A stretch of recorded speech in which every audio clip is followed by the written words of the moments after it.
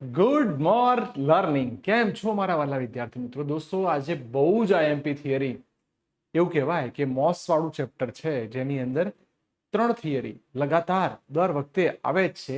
એવી 3 કે 4 માર્ક્સની પૂછાતી most IMP theory આજે સરસ ભણવી છે.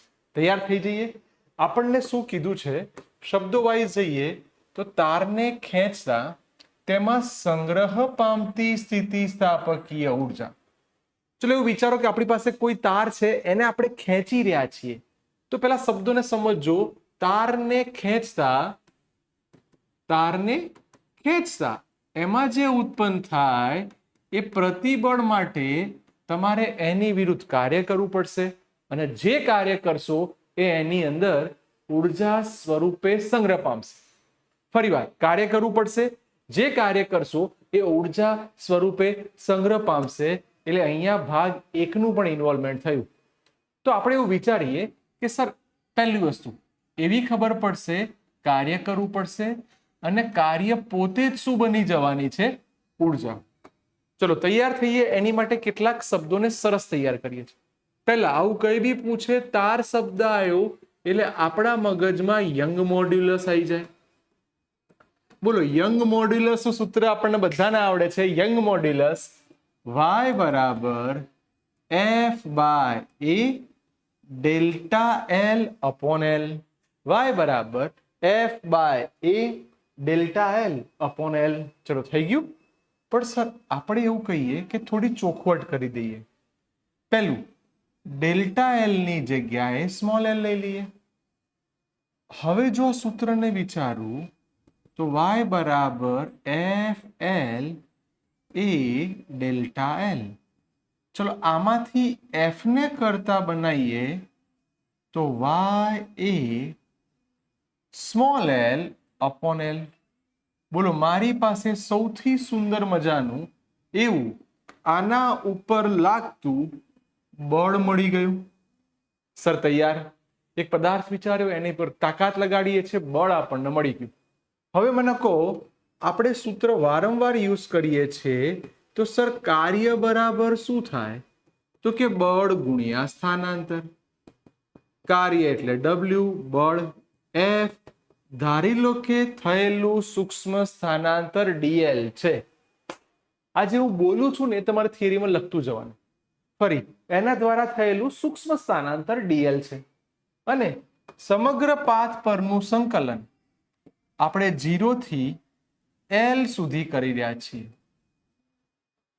તો આનું સંકલન થશે 0 થી L. ચલો બેટા, એટલા માટે માર્કર ચેન્જ કરી કે તમને સમજાય. સંકલન 0 થી L dl, અને આપણી પાસે જે સમીકરણ છે એની કિંમત મૂકી દઈએ. y એ small l upon capital L. ચલો તૈયાર. જઈએ છીએ અજીત શબ્દોની અંદર, સંકલનની અંદર. ચલો, જે યલોમાં ઘાટા અક્ષર છે, એટલે કે બોલ્ડ લેટર્સ છે, કેપિટલ લેટર્સ છે, એને બહાર કાઢી દઈએ. y bar, a bar, l બાર. અંદર કોણ રહ્યું? Small l dl. ચલો લિમિટ ફરી વાર બોલું છું, ક્યાંથી ક્યાં? 0 થી L. બોલો, બધાને રેડી? સંકલન બધાને આવડે છે? સંકલન પહેલો નિયમ, એક ઘાત વધે, વધેલી ઘાત નીચે આવે. એક ઘાત વધે, વધેલી ઘાત નીચે આવે. એક ઘાત વધે, વધેલી ઘાત નીચે આવે. તો ચલો આનું સંકલન કરવા તૈયાર થઈ જાઓ. તો y કેપિટલ A L. ચલો L ની એક ઘાત છે, સંકલન કરીશું તો L²/2. તો મારી પાસે કાર્યનું સમીકરણ, જો આને વ્યવસ્થિત લખું તો 2 ના આગળ લખ્યું એટલે 1/2. y એ L² દોસ્તો, અહીંથી છે ને આ થિયરીની એટલી સરસ વસ્તુઓ સ્ટાર્ટ થઈ જે ઘણા બધા વિદ્યાર્થીઓને કન્ફ્યુઝ કરે છે. એટલે હવે હું જે લખી રહ્યો છું એ બહુ શાંતિ સમજજો. અલગ અલગ પ્રકાશનમાં બધા સ્ટેપ નહીં આપ્યા હોય, અહીં આપણે શીખીએ છીએ એટલે બધા સ્ટેપ લખવા બહુ જરૂરી છે. ચલો પેલા આટલું સૂત્ર તૈયાર થઈ ગયું. તમારે જવું છે પ્રતિબળ અને વિકૃતિની અંદર. તો સર આમાં થોડુંક ડીપમાં વિચારીએ. WM ને 1/2 એમના એમ, વાય એ એમના એમ, એલ સ્ક્વેર એમના એમ. કેપિટલ એલ ઓલરેડી છે, જો આ સ્ટેપ હતું એ એમનું એમ મેં લખી કાઢ્યું. હવે એવું વિચારીએ છીએ કે ઉપર નીચે કેપિટલ એલ વડે ગુણતા, બોલો ઉપર નીચે કેપિટલ એલ વડે ગુણતા, તો હવે મારું સ્ટેપ શું તૈયાર થયું? 1/2 વાય એ એલ, આને small L square upon L square, એટલે આને હોલ સ્ક્વેર લખી દઈએ. સમજો કેટલું સરસ વસ્તુ બની રહી છે. આવું લખવાના કારણે 1/2 વાય, આ એલ ને જોડે લાઈન સ્ક્વેર લખી દઉં, સોરી આપણે એલ ને જોડે લાવી દીધા, આવી રહ્યા.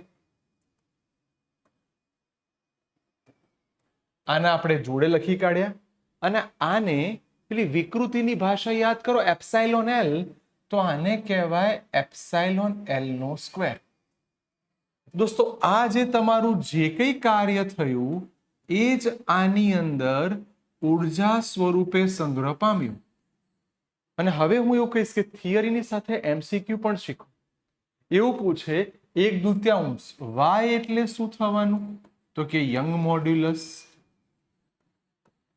એલ એટલે શું થયું બેટા? કદ. અને એપ્સાઇલોન એલ એટલે એને કહેવાય વિકૃતિનો સ્ક્વેર. તો બની શકે કેટલાક ટિપિકલ પેપરમાં એમસીક્યુમાં આવું પૂછી લે, તો એ બી તમને આવડવું જોઈએ. Yes sir. હજી આની અંદર વધારે સારી રીતે ડીપમાં જઈએ તો એવું છે ઉર્જા ઘનતા. જો આ જે શીખવાડ્યું બહુ જ અગત્યનો શબ્દ. ઉર્જા ઘનતા એટલે શું? તો એકમ કદ દીઠ સંગ્રહ પામતી ઉર્જાને ઉર્જા ઘનતા કહે છે. Let's try. આની પરથી વ્યાખ્યા બનાવો. કશું જ નહીં, સિમ્પલ જ છે. એકમ કદ દીઠ સંગ્રહ પામતી ઉર્જાને ઉર્જા ઘનતા કહે છે. ટ્રાય. એકમ કદ દીઠ સંગ્રહ પામતી ઉર્જાને ઉર્જા ઘનતા કહે છે. ચલો સૂત્ર આપણી પાસે તૈયાર થઈ ગયું. ઉર્જા ઘનતાને ઘણી જગ્યાએ રો વડે દર્શાવવામાં આવશે. તો ઉર્જા ઘનતા રો હાફ, જે ઓલરેડી યલો માર્કર છે લખી દઈએ, યંગ મોડ્યુલસ ગુણ્યા કદ ગુણ્યા વિકૃતિનો સ્ક્વેર. સર તમે અત્યારે જે વ્યાખ્યા લાયા એમાં છેદમાં કદ છે, તો ધ્યાનથી જુઓ, કદ ઉડી ગયા. શું રહેશે? હવે જે પદ રહે છે એને શાંતિથી લખીએ. તો રો હાફ યંગ મોડ્યુલસ ગુણ્યા વિકૃતિનો સ્ક્વેર. ચલો કેટલાક પેપરોમાં તમને આવું પણ જોવા મળશે, અને કોઈ કે ના હજી સરસ સમજાવો, તો હજી સરસ લખી દઈએ હાફ આ વિકૃતિનો સ્ક્વેર તો એઝ ઇટ ઇઝ રહેવાનો. ચલો એવું કહું, યંગ મોડ્યુલસ ને શું લખાશે? તો યંગ મોડ્યુલસ એટલે પ્રતિબળ ભાગ્યા વિકૃતિ. ફરી યંગ મોડ્યુલસ એટલે પ્રતિબળ ભાગ્યા વિકૃતિ. તો બેટા એક વિકૃતિ ઉડી ગઈ, તો ઉર્જા ઘનતાનું એક સૂત્ર આવું બન્યું, હાફ પ્રતિબળ ગુણ્યા વિકૃતિ. બેટા મોટા ભાગના જે સ્ટાન્ડર્ડ પેપર નીકળે છે એમાં જો આ થિયરી પૂછાઈ ગઈ તો બહુ જ આઈએમપી 3 કે 4 માર્ક્સની થિયરી લખાણ તમારે અંદર લખવાનું, જે આપણે બોલતા હતા. પણ સાથે સાથે કોઈ સરે પેપર કાઢ્યું અને એવો પ્રશ્ન પૂછ્યો એમસીક્યુ ની અંદર કે તમારી જોડે અત્યારે એક નવી ભૌતિક રાશિ એન્ટર થઈ ગઈ, નામ છે ઉર્જા ઘનતા. તો ઉર્જા ઘનતાનો એકમ શું થાય? તો મને કહો એની વ્યાખ્યા તમારી પાસે છે. ચલો એને બહુ મસ્ત હાઇલાઇટ કરી દઈએ. ઉર્જા ઘનતાની વ્યાખ્યા આપણે બહુ મસ્ત મોઢે કરી હતી. ઉર્જાનો એકમ શું થાય? સર ઉર્જાનો એકમ જૂલ. કદનો એકમ શું થાય? Metre cube. એટલે આવું પણ લખાય, અથવા ન્યૂટન અપોન મીટર સ્ક્વેર, અથવા ત્રીજો એકમ પાસ્કલ. Yes sir. ત્રણ વસ્તુ જો હજી કહું બેટા, આપણે નીટ JEE ની જ્યારે તૈયારી કરીએ ત્યારે ગમે ત્યાંથી ગમે તે MCQ પૂછાય, તો એક આ આપણને આવડી જાય. સાથે સાથે એનું પારિમાણિક સૂત્ર બી લખી દઈએ. પારિમાણિક સૂત્ર M1L-1 T-2. બોલો, તો એક સરસ મજાની થિયરી આવી ગઈ. એક સરસ સ્ક્રીનશોટ લઈ લો અને આ થિયરી બેટા પ્લીઝ પ્લીઝ પ્લીઝ કરજો. 3 કે 4 માર્ક્સમાં આ ચેપ્ટરની અઘરી થિયરીમાં આનું નામ છે. જોઈ લો બેટા.